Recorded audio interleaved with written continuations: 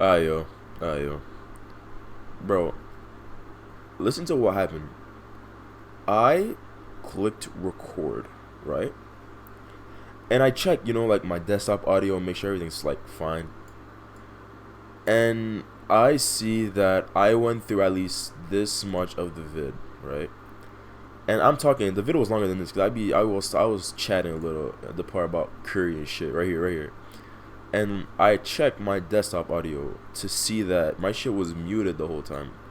So yeah, let's check this shit out. This needs to stop, JxmyHighroller. We need some diversity. Make an NBA vid. Cap. Bro, quick take, bro, right now. Lakers will never win until they build a system, draft players, and invest in the young talent, bro. Until they do that, they're not gonna win again. I'm calling it right now. I called that the Warriors are gonna win like the season that just finished, the championship. I called that shit. I said Warriors game 6 in the beginning of the season when nobody thought them niggas were gonna win. So like, bro, the only win in the NBA right now, bro, you have to have young talent, bro, to win, bro.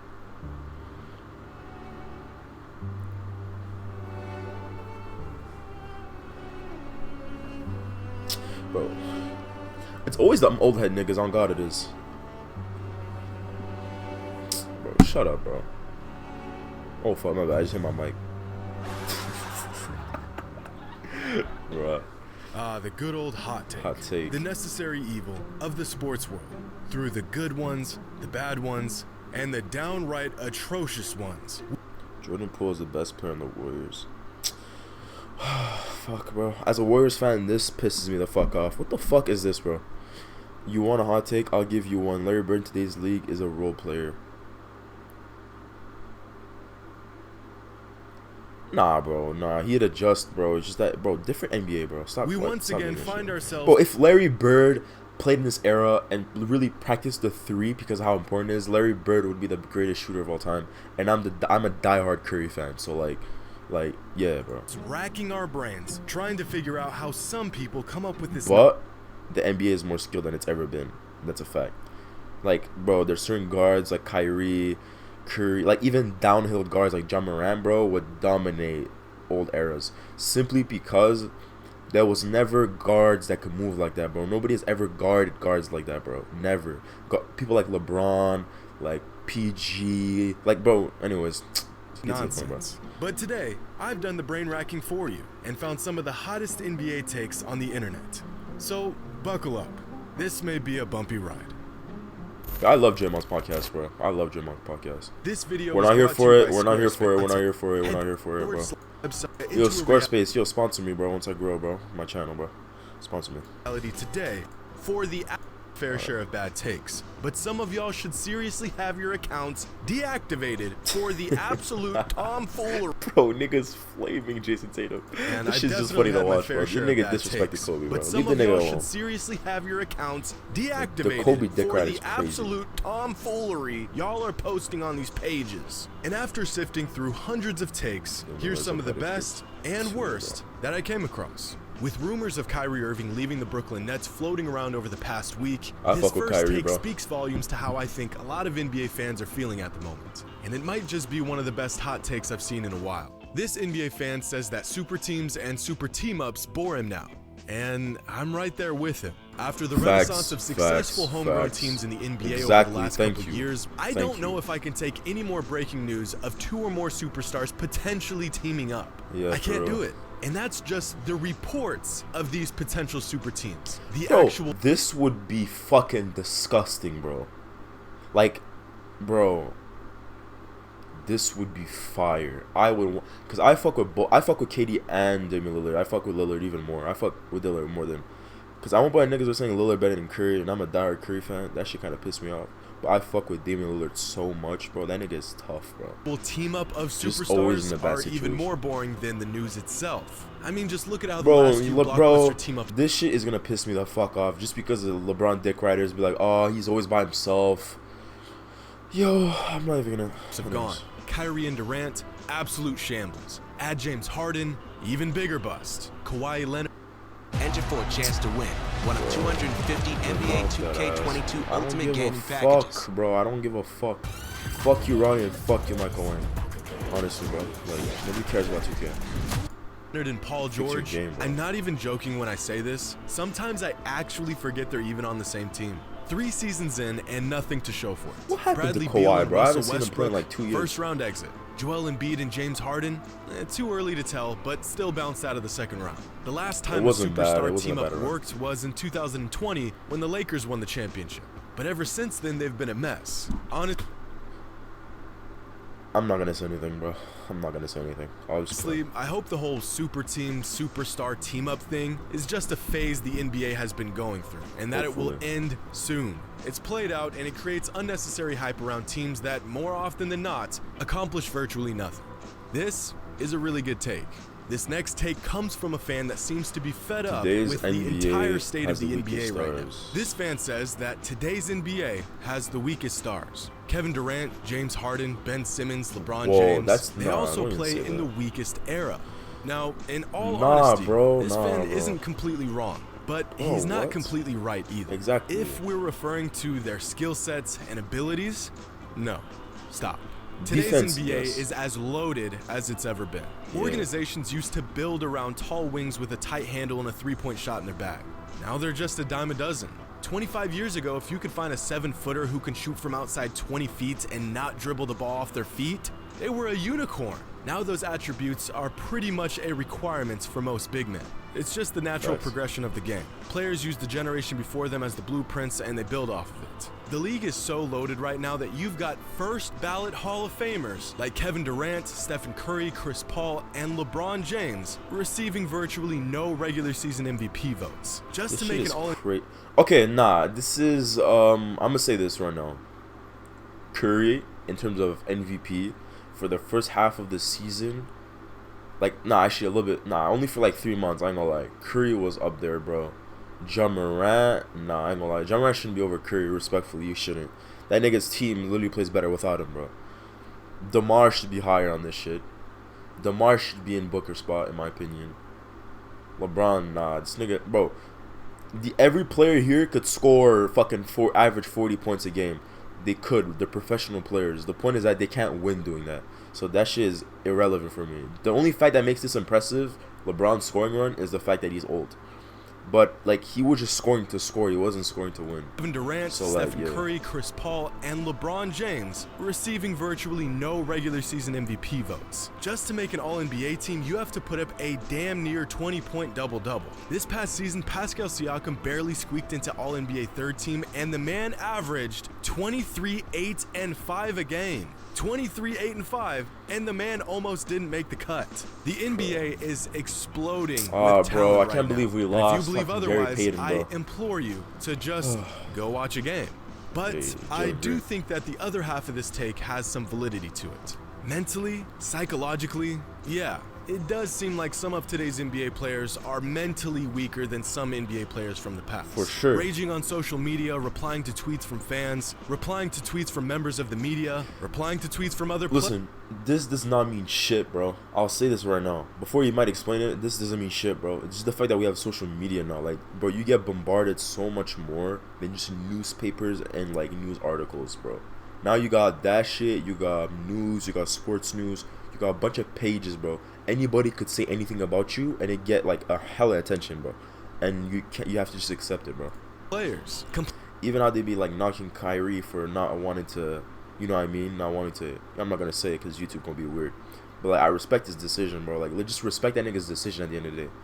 Like, bro. Complaining about every other call or. I'm just gonna say it right now, bro. Everybody on that team was catching COVID, and they had, you know, them double shots. And so they realized, like, bro, like, what's the point of even fucking having this mandate still? Like, let fucking Kyrie play at this point. That's no what happened, call bro. for that matter. So, yeah, I don't want to overgeneralize, but bro, it really does feel like the NBA has gotten Twitter. softer Nigga said, like, I'm gonna pull weaker up on you in that shit. department. But let's be honest, if Twitter existed in the 80s and 90s, you cannot convince me that guys like Shaq or Dennis Rodman or Gary Payton wouldn't clap back at fans. I just saw Shaq slam dunk a fan on Twitter the other day. So this take isn't bad, but it isn't good. Yeah. That's why I would say it's kind of refreshing to see Giannis Antetokounmpo. He's doing his thing, man. I mean, I love Giannis, bro. skeptical because, you know, couldn't make a jump shot free throw, but after what he did last year, he won me over. You know, I was, you know, because I know he wouldn't have been a force back in the days. That's Would or would not? Would or would not? He wouldn't have been a force. He What? wasn't be doing no Europe to the basket like he doing Euro step to the basket and just get layup. No, somebody Bro, cut his head off. people don't understand how agile and explosive Giannis is. He has strength, yes, and probably bigs were bigger back then. But, bro, Giannis is agility and way of moving his wingspan. You cannot say that, bro. Like, you He can't. been come on the bench back in the days. Yo, come on. That's kind of heavy. Come on. I don't Alright, believe the that. first time I was like, maybe. two-time MVP. Two-time MVP coming off the bench, Giannis. The way he Who's be coming guarding- downhill, Who's bro. guarding Giannis Bro. during your time? Well, if he playing, I'm going to be a power forward, the next power forward. I mean, it didn't matter. But he wouldn't have been, you know, 50 and can't make a free throw jump shot. No, he'd be at the free throw line. Why do we do this? What does Charles Oakley have to gain by taking a shot at Giannis? That's what I'm Coming saying, bro. off the bench? If I've said it once, I've said it a Shit's million so times. stupid, bro. All-time Old heads great be- players But, like, would look at be this shit, greats bro. in any era.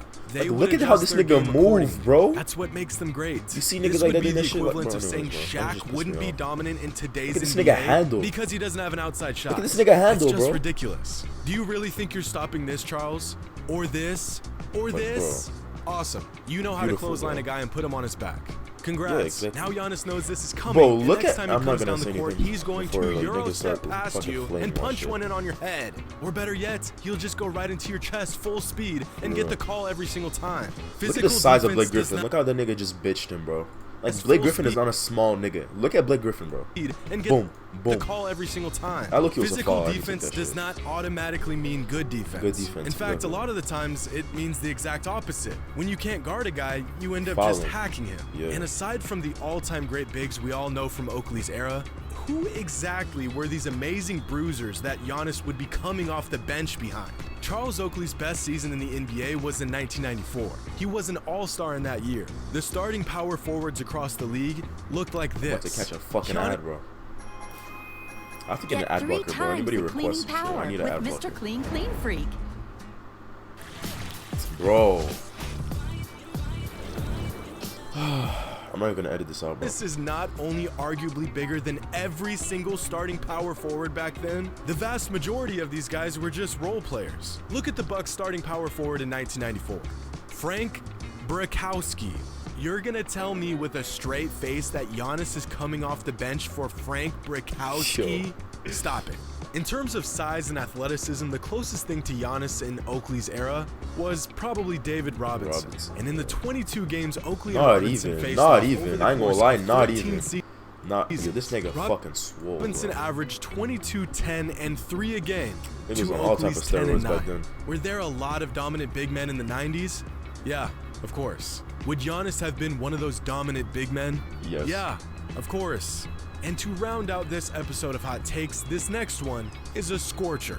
After going back and retroactively looking at the 7-game series of the 2016 NBA Finals, this NBA page begs the question: were the 2016 Finals really all that exciting? Or was it a snooze fest up until Game 7? Stop it. Get some help. I assume most people watching this video right now were fans of the NBA in 2016, Yeah. which means I could probably assume most of you watched this series in real time. And if Yeah. you did, you know how exciting this final series It was was, from start to bro. finish. That was so fucking Sure, sad, by just bro. looking Holy at this shit. series through the narrow lens of just the final score, But I it was looks happy like that it wasn't Kyrie got all his that ring. exciting. In 6 of the 7 games, the winning team won by double digits. 2 of the 7 games ended in a blowout of 30 points or more. But are we already so removed from the series that we can't simply recall how incredible it was? It's not like we're talking about the epic Celtics comeback over the Lakers in the damn 1962 NBA Finals. This was 6 years ago. In Game 1, the Warriors won by a decisive 15 points. But going into the 4th quarter, this was a 6-point game. Games 2 and 3 were complete blowouts, but the fact that 2 teams could walk each other by 30 points in back-to-back games in the finals was a compelling subplot in itself. Once the Cavs won Game 3, But bro, niggas are talking hella shit on this year's playoffs because of the amount of blowouts there was in the playoffs, bro. really Look. brought life back into the Like, series. what? Game 4 had 2 lead changes in the 4th quarter. Yo. It wasn't until about 4 LeBron minutes is left in the 4th that the Warriors broke away from the Cavs. Game 5, by itself, had enough excitement to make this entire series a certified hardwood classic. Kyrie Bro. and LeBron both going for 41 points, Klay and Steph combining for 61, 6 minutes 39 seconds left in the 4th, and this was a 2-possession game. This doesn't look like a snooze fest to me, and from this point on, just the idea of a team coming back from a 3-1 deficit in the finals set the NBA world on fire. It is insane to even think they pulled this off even 6 years after the fact, and it was even more insane in the moment. This take might just go down in the Bad Take Hall of Fame. But unfortunately, that's all the racking my brain can handle in one sitting. Make sure to leave your NBA hot takes in the comments below. Of course, the hotter, the better. Hope you all enjoy. And as always, until next time. Alright, this was fire. This video was fire, bro. This video was actually fire. I love JxmyHighroller. This nigga's fire, bro. His videos are crazy. The production, everything. Alright, yo. That's it, bro.